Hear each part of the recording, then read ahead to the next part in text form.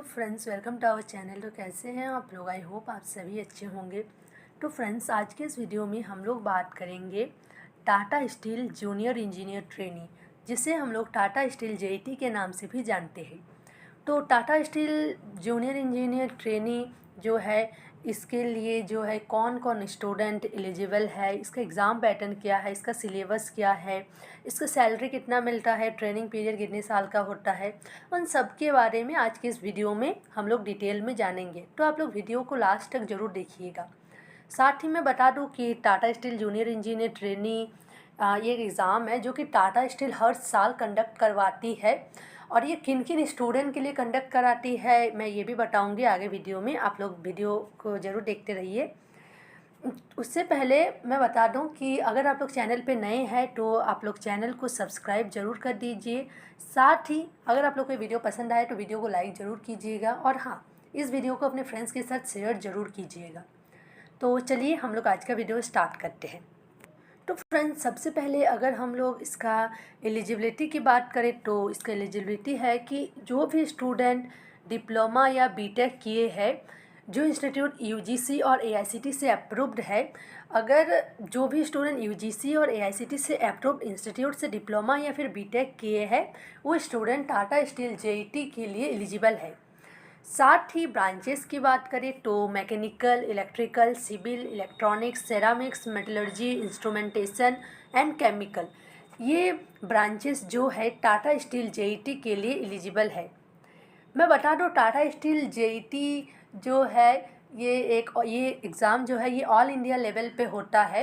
ये जो है स्पेशली झारखंड के लिए भी होता है, स्पेशली उड़ीसा के लिए भी होता है, लेकिन ऑल इंडिया लेवल पे भी जो है ये एग्ज़ाम होता है। तो ये एग्ज़ाम का सिलेबस क्या है ये भी मैं आगे बताऊंगी, आप लोग ज़रूर देखते रहिए।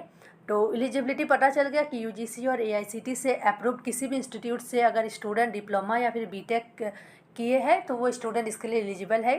साथ ही branches mechanical, electrical, civil, electronics, ceramics, metallurgy, instrumentation and chemical.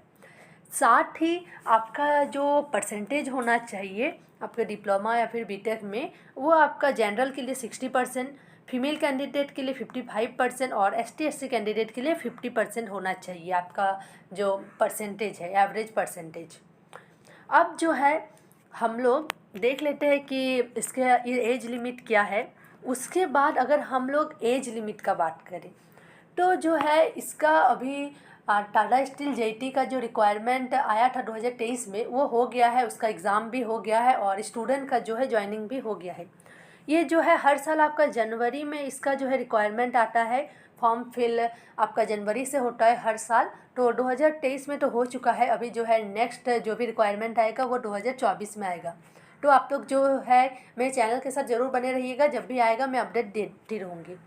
तो 2023 के अकॉर्डिंग अगर एज लिमिट देखें तो जनरल कैंडिडेट के लिए 1 जनवरी 1998 से 1 जनवरी 2006 के बीच होना चाहिए, और एसटी एससी और ट्रांसजेंडर के लिए 1 जनवरी 1995 से 1 जनवरी 2006 तक होना चाहिए, एसटी एससी और ट्रांसजेंडर के लिए। तो ये जो है आपका हर साल चेंज होते रहेगा, क्योंकि आपका ईयर बढ़ रहा है तो चेंज होगा ही। तो ये जो है आपका एज लिमिट है अकॉर्डिंग टू 2023। तो अभी हम लोग आगे और बात कर लेते हैं। इसके बाद हम लोग अभी बात कर लेते हैं इसके एग्ज़ाम पैटर्न के बारे में। इसका एग्ज़ाम पैटर्न क्या है, इसका सिलेबस क्या है, उसके बारे में। तो जो एग्ज़ाम पैटर्न होता है वो आपका सीबीटी बेस्ड होता है, कंप्यूटर बेस्ड एग्ज़ाम होता है। और ये जो एग्ज़ाम होता है सबसे पहले जो है आपका रिटन एग्ज़ाम होता है, रिटन टेस्ट होता है। अगर आप रिटन में क्वालिफाई करते हैं तभी जो है आपका जो है इंटरव्यू होगा।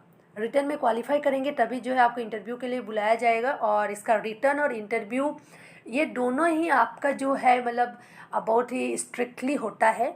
साथ ही आपका रिटन में आप क्वालिफाई करेंगे तब आपको इंटरव्यू के लिए भेजा जाएगा, और इंटरव्यू में क्वालिफाई करेंगे तभी जो है आपका मेडिकल होगा। और इसका मेडिकल भी बहुत स्ट्रिक्टली होता है, और इसका जो भी मेडिकल टेस्ट होता है ये भी जो है आपका वहीं के मतलब टाटा स्टील के ही जो डॉक्टर रहते हैं वो लोग चेक करते हैं, तो वो भी बहुत स्ट्रिक्टली होता है। अगर आपका मेडिकल में भी अगर भी आपका कुछ भी प्रॉब्लम हुआ तो भले ही आपका रिटर्न निकल गया, इंटरव्यू निकल गया, तो रिटर्न जो मेडिकल है, मेडिकल में आपको वहाँ से छाट देगा। तो इसीलिए आप जो है इस वीडियो में सारा चीज़ जान लीजिए, अभी से आप इसका प्रिपरेशन करते रहिए। तो ये तो हो गया एग्ज़ाम पैटर्न, सीबीटी बेस पे जो है एग्ज़ाम होता है। और पहले रिटर्न होगा, फिर इंटरव्यू होगा, देन मेडिकल होगा, उसके बाद आपका ज्वाइनिंग होता है।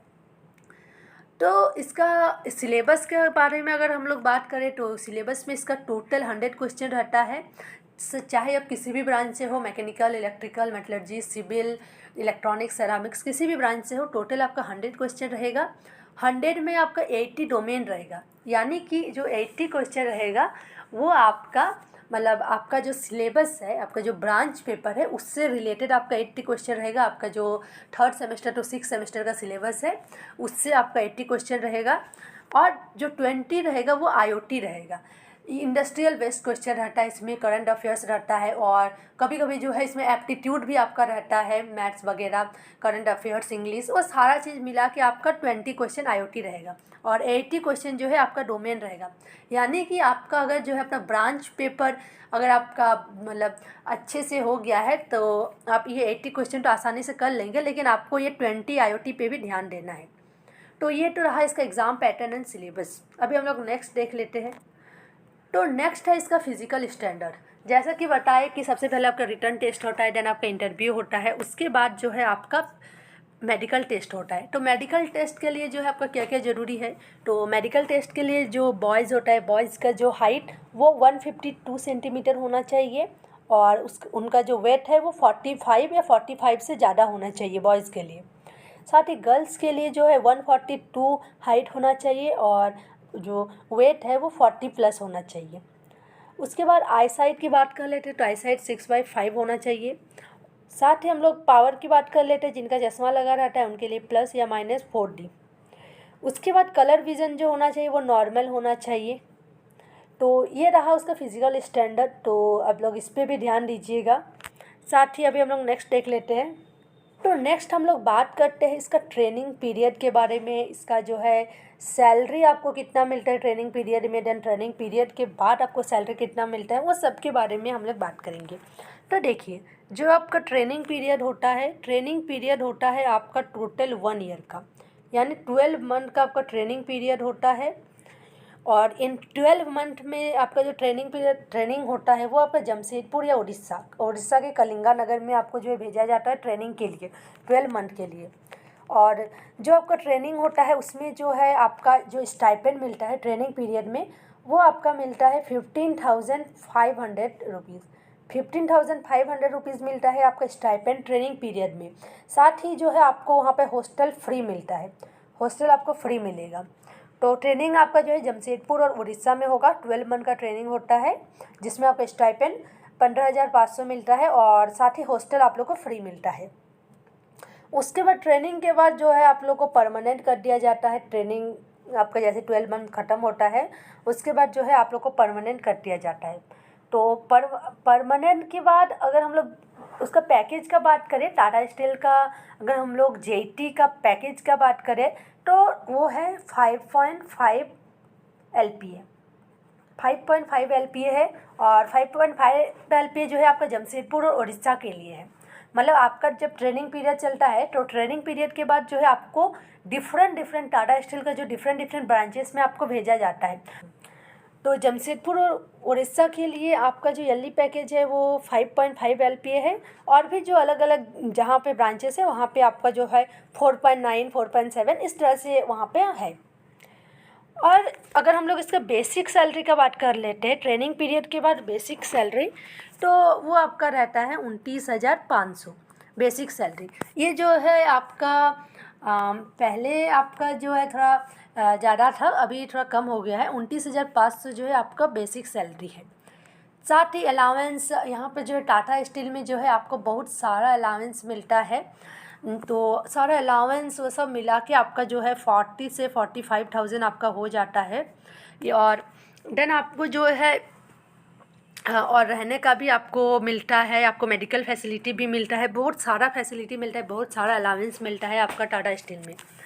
तो जो है टाटा स्टील टाटा स्टील में काम करना तो हर स्टूडेंट का सपना होता है।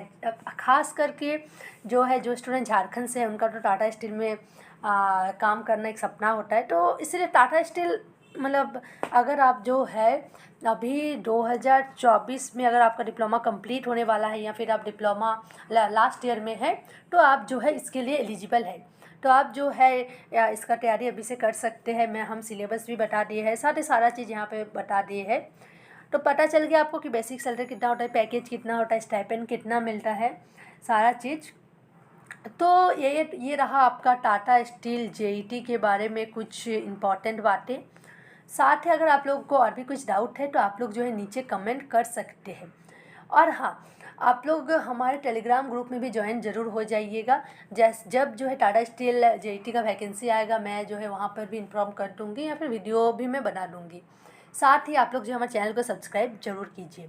तो आई होप कि आप लोगों का सारा चीज़ क्लियर हो गया होगा। तो चलिए मैं मिलती हूँ आप लोगों के साथ नेक्स्ट वीडियो में। तब तक के लिए take care, bye bye, thank you.